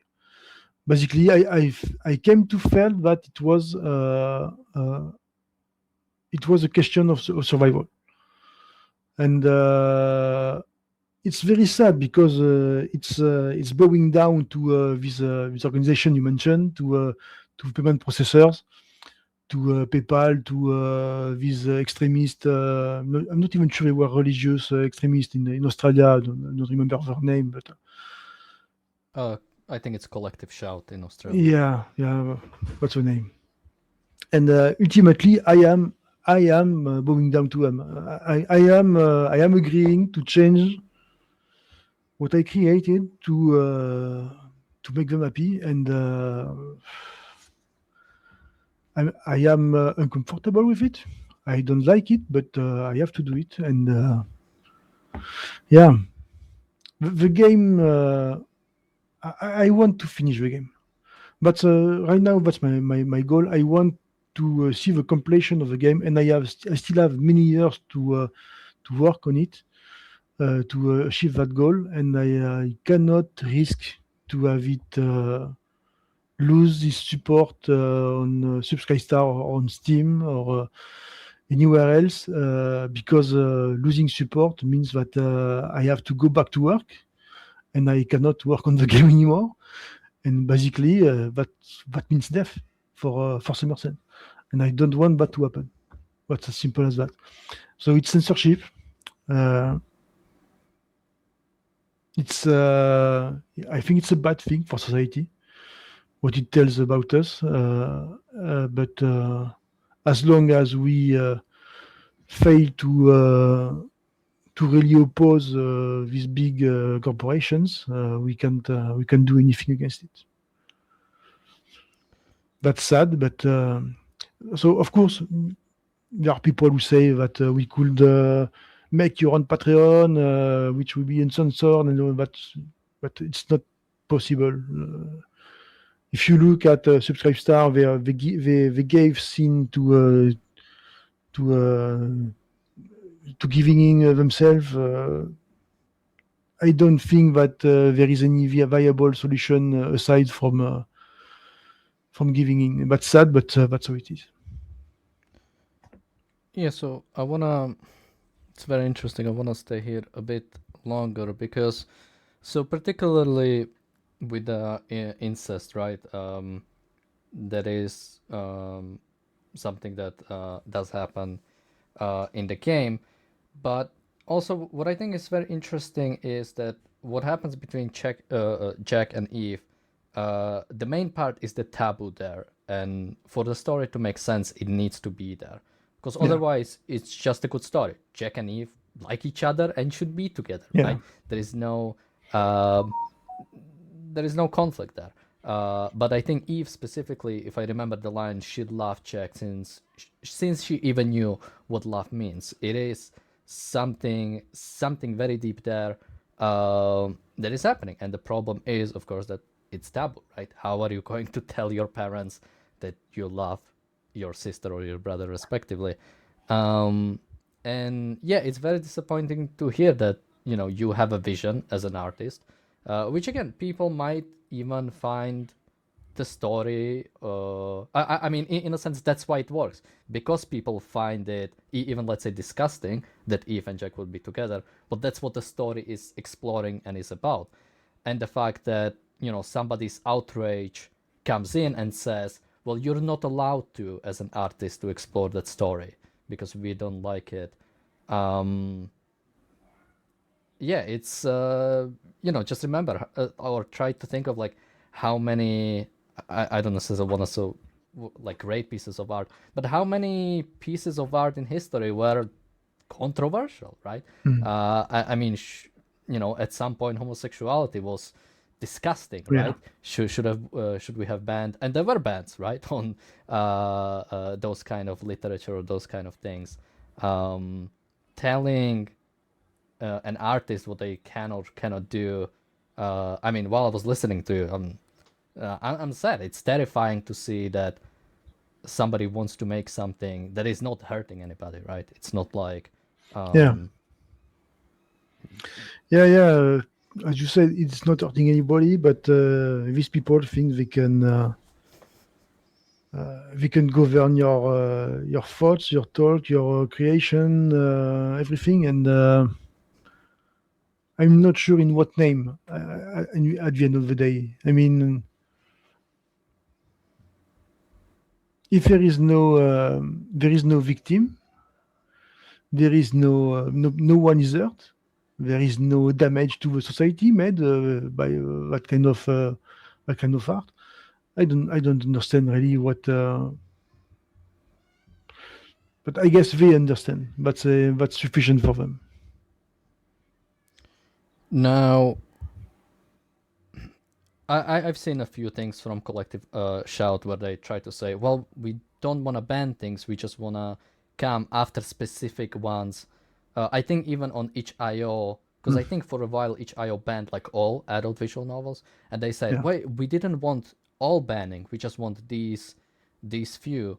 Um, but I guess what would you, if somebody said your game specifically should be banned because it has incest, what would you say? I don't know. Honestly, the truth is that in the game at the moment there is two cousins who have sex. I mean, I'm not going to hide that. There is no point in trying.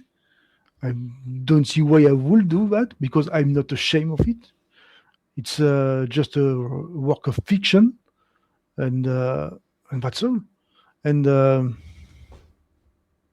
if someone is uncomfortable with it, he can just avoid it.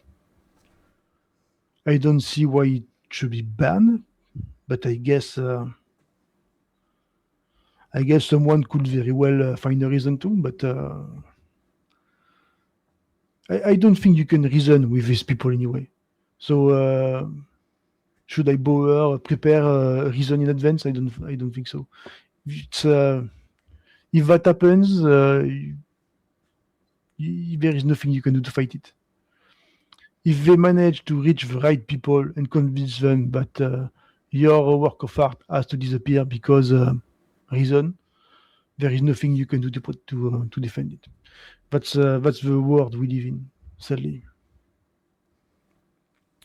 Um, yeah, and again, specifically, before I got into AVNs, which I think was only like 3 or 4 years ago, I had no idea those exist on Steam. If you never, I think if you don't allow 18 plus setting on Steam Hmm. or itch.io for the matter, I had no idea this type of games even exist. I mean, I know Yeah, there are maybe some sex games you can find on like a browser or something, but I had no idea Steam has, I mean, basically a whole ecosystem. You can, on Steam itself, you can find hundreds and hundreds. I mean, not even AVNs, different kind of things, right? But it's you don't see it unless you're seeking it out.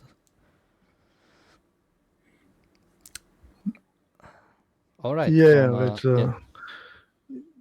it's if you don't activate, as you said, the 18 year plus option on Steam, you cannot see the the adult content on Steam, and it's the same thing I think on itch.io. Uh, that's why it's kind of niche actually. You have to know it exists to be able to search for it. So finding new players can be difficult. Um, I know that some developers have tried to extend their reach by making, uh, I'd say, um non-adult friendly version of their game. I don't know if it works. I don't know if it works actually, but I can understand it because, as you said, it's a closed system. If you don't know how to open the door, there is no way you find us. Yeah, and maybe I can, since I usually play all my games on Steam, maybe just a quick shout out to GOG, who I think, as a response to last year itch.io banning a lot of AVNs, have actually allowed many of the games to be on GOG, and I think have even given out very good games from what I Yeah, remember. Like, um, Leap I of don't know Faith, I if you, think. yeah, sorry. Leap of Faith was one Oh of the yeah, I game I think think. Leap of Faith, one of the definitely considered one of the best out there. And I think I remember many others were sort of like I think I Mm. played like half of them that they released. So I would definitely, for people who are more afraid of sort of providers shutting down or anything like that, GOG also with their free DRM free model. Yeah, Definitely. so GOG reaction was a welcome one, but the truth is that when Mastercard and Visa come to your door, even if you're GOG, and they tell you you remove these games or we stop supporting your store with our payment processing services, you just don't have a choice. So I'm not saying it's a posture from GOG. I say that at that moment they were in a position where they didn't have the pressure and they could afford to do it. They're also based in Europe. Maybe that they have some other options that are not open to American services. I don't know. I know that in France, for example, we have some other payment processing services that are French only. Maybe GOG does have similar alternative. I don't know. Maybe if that is the case, maybe they have more latitude than Steam, but I kind of doubt it. So the reaction was a welcome one, but sadly, I'm not sure uh, that it will save anyone if there is a more important and general crackdown on the Java. Yeah, That in being that way, said, I, yeah. that being said, I do plan to go to try to get the game on GOG next year, if possible. That's on my to-do list. Hmm. Yeah, that's great to see. And yeah, I think that's why it's important to, in a sense, speak out when this starts happening, because it always starts with porn, right? It's, you don't want to be the guy who says, "Hey, they are shutting down my porn games. Can we do something about it?" Yeah, It's always, and in a sense, that's why I was interested in, or at least that was my inspiration for asking, for example, you to do an interview. To, I mean, I was always interested in the making of it, but I think now more than ever, I think there needs to be a pushback towards, no, you cannot just say we don't like this and suddenly. yeah, because as you said, it starts with porn because it's an easy victim. You don't want, as you said, hey, you took my porn, you took my incest porn, or my that game in which I was raping my mother or something like that. You know, you took it from me. You're the villain. It's a, it's a difficult thing to say publicly. Even though I think that last year the uproar on social media was uh, it wasn't enough to revert the situation, but it was enough to show the payment processor that maybe nowadays people were less afraid to say, "Hey, I'm watching porn too, and I don't want you to take it from me." So I'm not saying that it would change anything, but there is hope. I think there is hope. I want to believe there is hope. If there wasn't, we could stop doing anything and just lay down and die. But I just hope that a different future is possible, and maybe in the future, change, positive change could happen. Yeah, and again, I would say I think there are some disgusting games. I think there are some that, Yeah. especially since with the AVNs we are dealing with sex, that's that much more that you have to be careful about, dealing with the subject properly. And I think there are games or video makers that do not really seem to care about how they approach the subject, and I think it is very problematic. But still, it's not really the business of somebody else to say no, you cannot do this, Mm. Yeah. especially Well, from yeah. the thing is, that's kind of the eternal question: is everything art or not? And who can define what is art and what isn't? What can be said and what cannot? And so on and so on. Because yes, there is some, as you said, disgusting content. I'm thinking like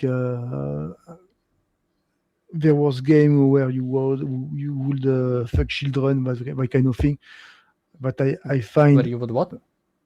you will touch children like pedo games. I'd say Oh, okay.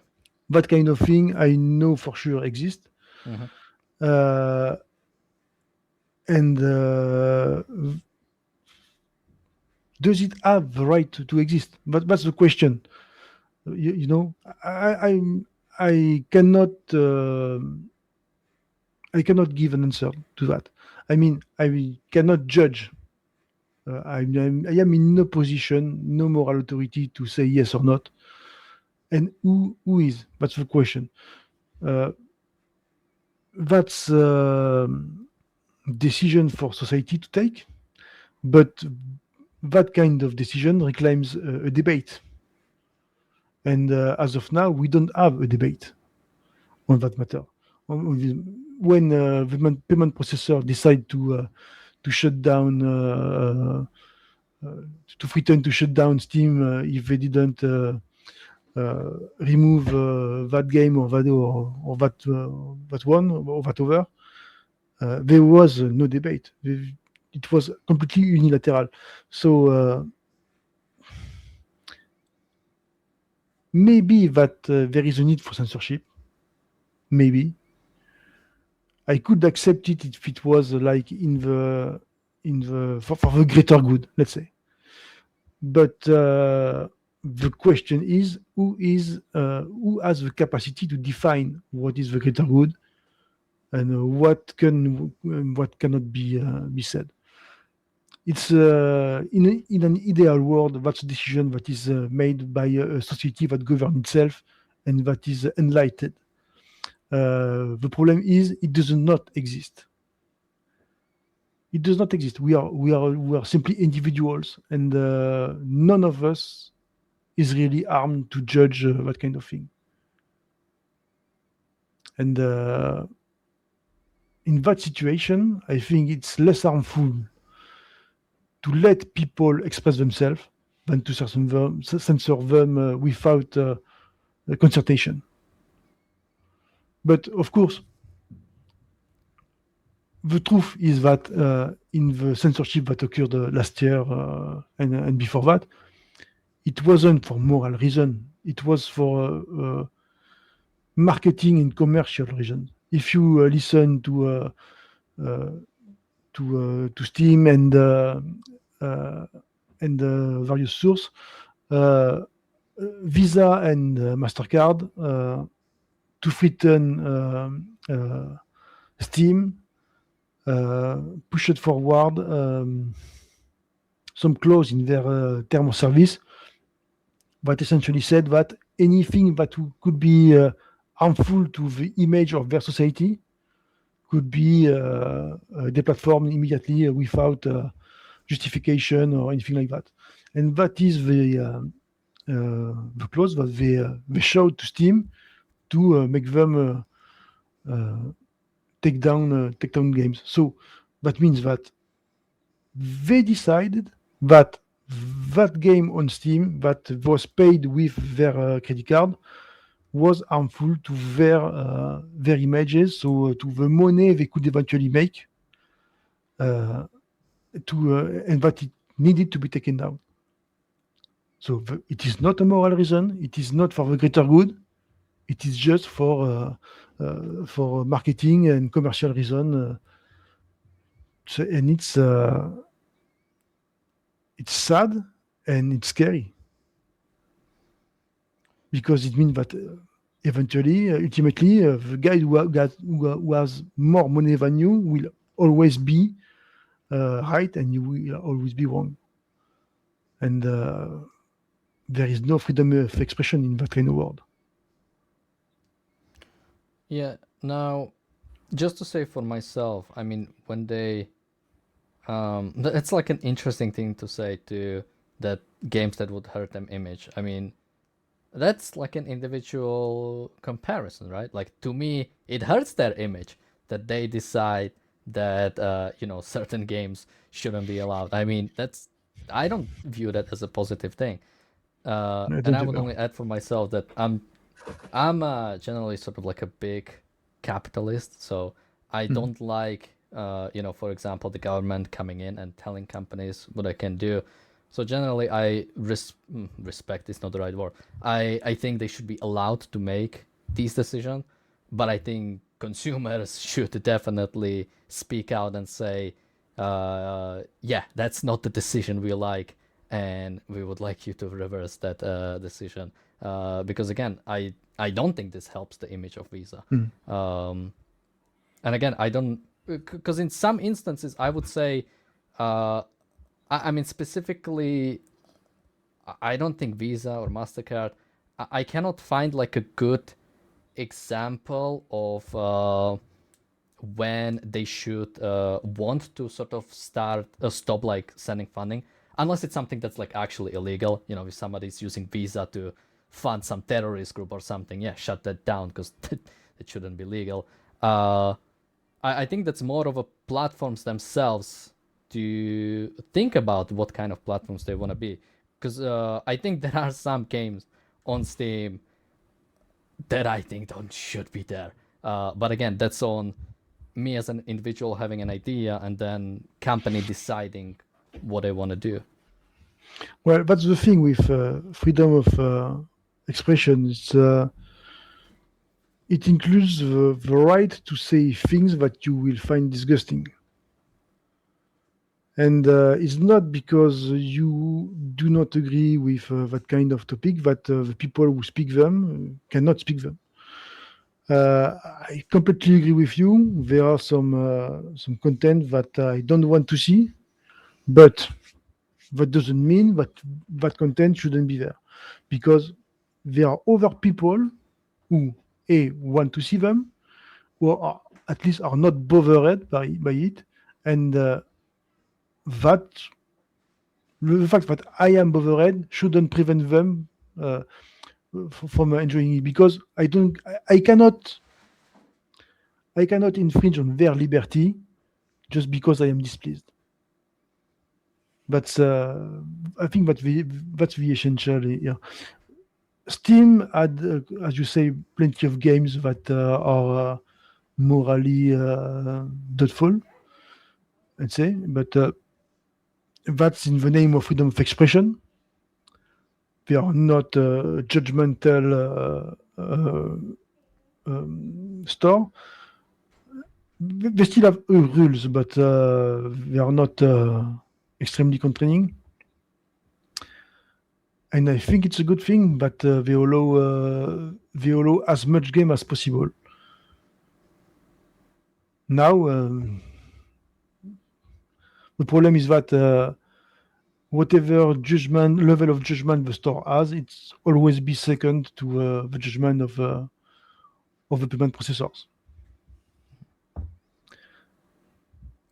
Yeah, I would only add on that yeah, I think freedom of expression is important, but also I think it goes both ways in the way that I mean, for example, I know there's one game on Steam that was even banned in some countries, and I'm not sure if it's still on Steam. I think they took it down actually, but it was basically allowing you to like do a terrorist like it had a DLC where you could commit a terrorist attack that like happened recently, um, and you know there is a question debate you could have about like should something like that be allowed, or rather should Steam want something like that. But I think fundamentally it's on Steam to decide, and if their goal is in a sense freedom of expression, then you know do that.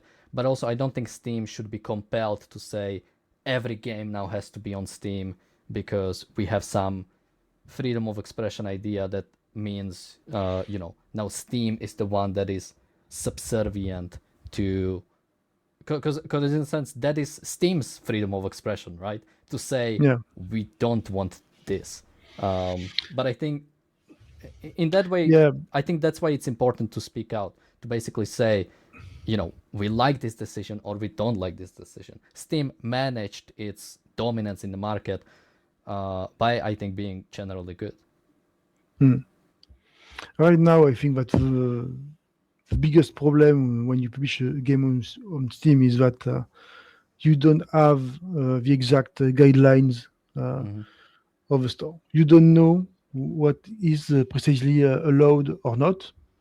You know that they allow a lot, but what So, precisely decide if you're going to be accepted or not, you don't know. The so we should uh, say you made the decision to change Eve from twin to cousin, not from some compulsion, right? It's like it's just you don't know. Is it okay or is it not? yeah, yeah, because as of now, I think that I'm sure even that there are still some games on Steam that are about incest with siblings, step or not, and I think they are. what many do is let you edit the relationship. Basically, Mm, the story basically the story only makes sense if the woman is a mother or yeah, is a sister, but to be they let honest, you define it. You can say they are just friends. yeah, that's a solution I don't like. Yeah, I don't like it. I like to have control on my story and how the player will experience it. So that's not a solution for me. But I'm sure that there is even some game on Steam who works on the incest content without any artifice. But I don't know if it will last. I don't know if Steam will come after them or not. But the thing is, I'm pretty sure that most of the crackdown that happened last year was denunciation based, meaning that the game that were deplatformed from Steam were directly pointed by someone who said that game has to go. So at that point, uh, it's a question of risk. Do I want to take the risk to be one day pointed like this game and put in the platform? Um, no, what's the answer? I don't want to be in that situation. Even because if I'm being honest, I think that when I was deplatformed from Patreon on 2024, I'm pretty sure that it was based on a report from someone. Mhm. I think that someone reported me. Even though the version that I published on Patreon anywhere else at the moment was the Eve is adopted sister version of the script, and well, that wasn't enough for them. All right. With that, we've covered a lot, and we might be interested in doing some more stuff together. But until then, Naugthy Captain, where can people support you? Where can people find you? And anything else you'd like to say before you go? Well, I will say thank you to all my supporters and to all the players who have bought the game on Steam or itch. And yeah, the game wouldn't exist without you and without your money. I have to say that very clearly because you're allowing me to live and to dedicate my time to that story. And yeah, you can find the game on Steam. That's if you want to buy it, that's where I will direct you. So just remember to check the. I want to see the 18-year-old the adult content checkbox, and you will be able to find the Summer Scent. You can find me on Subscribestar too, where you can support me. And I'm also on itch, but to find me is a little more tricky. Let's say that if you can't buy the game on Steam, hit me up on Discord and we'll find a solution. That's all. I think. Yeah. I'll try to also get all those and put them in the description. Nice. So again, thank you, Naugthy Captain, for joining me today. This was great fun, and I hope we can do something again. Yeah. Thank you, everyone, for watching, and bye-bye. Bye bye.